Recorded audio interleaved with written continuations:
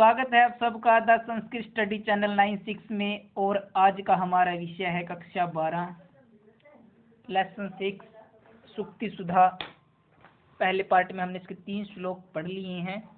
अब हम इसका 4 श्लोक पढ़ने जा रही हैं। तो ये शुरू करते हैं।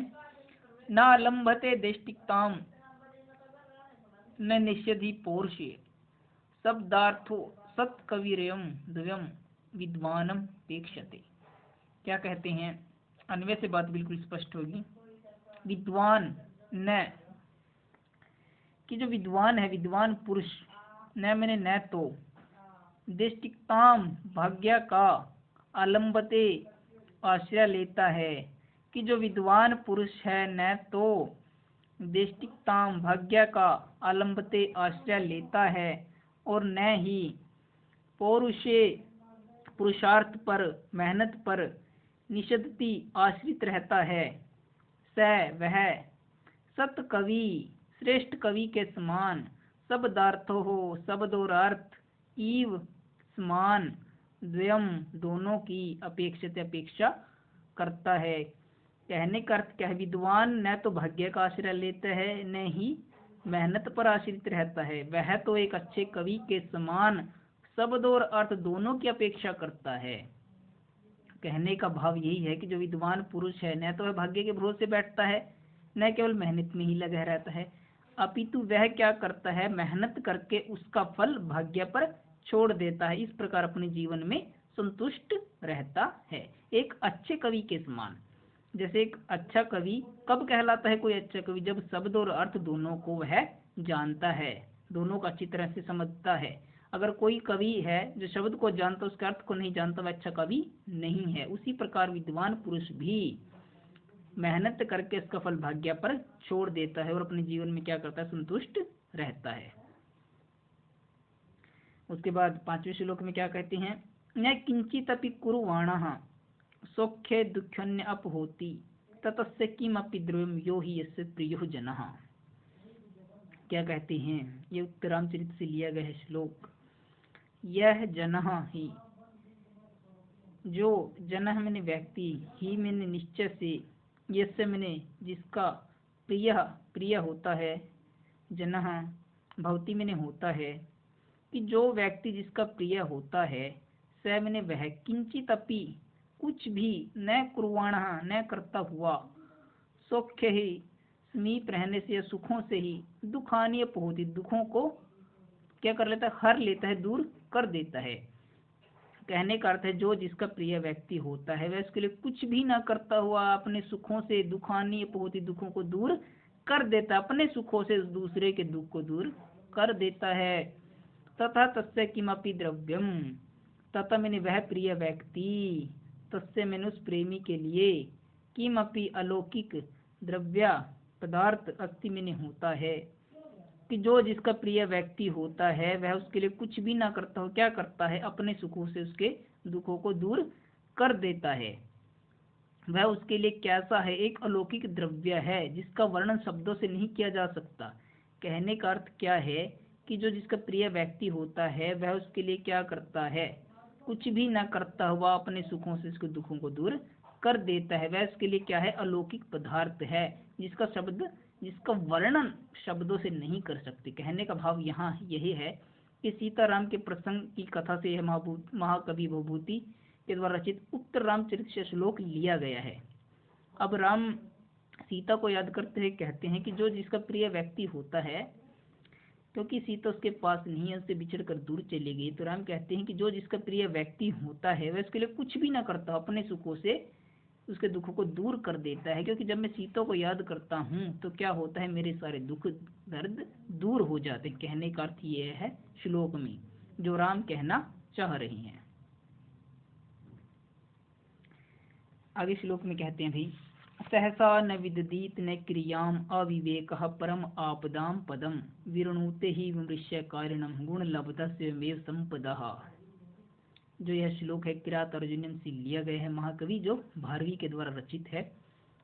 कहते हैं सहसा अचानक से, क्रियाम क्रिया मैंने कार्य, न नहीं, विदित करना चाहिए कि अचानक से कोई कार्य नहीं करना चाहिए, अविवेक बिना विचारे कार्य करना कैसा है। आपदाओं को संकटों को क्या करता है बड़ा, परम मिने बड़ा, पदम मिने स्थान है कि अचानक से कार्य नहीं करना चाहिए। बिना विचारे अविवेकहा बिना विचारे किया गया कार्य बड़े आपदाओं या संकट का क्या है पदम है, स्थान है।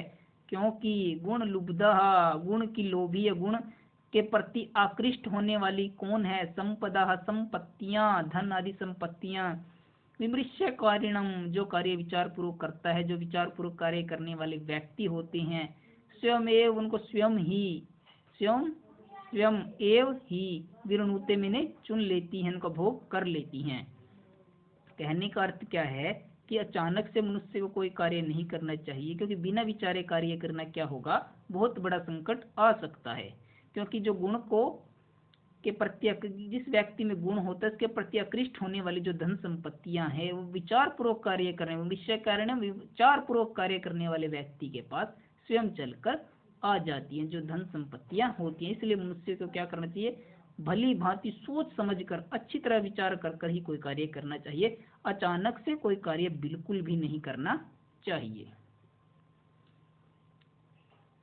फिर कहते हैं स्वायत्तम एकांतम गुण विधात्र विनिर्मितम छादनम अज्ञातायः विशेषतः सर्वविदाम समाजे विभूषणम मौनम अपंडितानाम। जो है श्लोक है नीति शतकम से लिया गया है।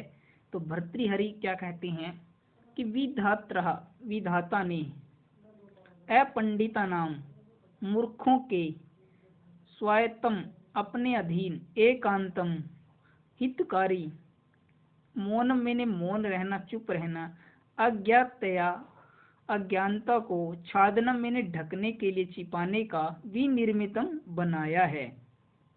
कहते हैं कि विधाता ने मूर्खों के लिए अपंडितनाम ने मूर्खों के अपने अधीन एक गुण है कि ब्रह्मा जी के द्वारा मूर्खों के लिए, ठीक है ना, उनके जो अधीन है एक गुण है कौन सा, मौन रहने का, चुप रहने का, जो उनकी अज्ञानता को छादनम करने के लिए ढकने के लिए बनाया गया है।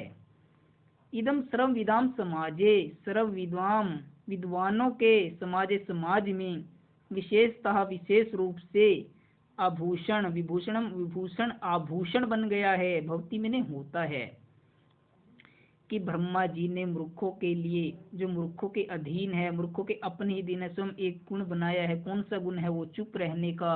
और चुप रहने से क्या होगा, उनकी अज्ञानता को ढका जा सकता है।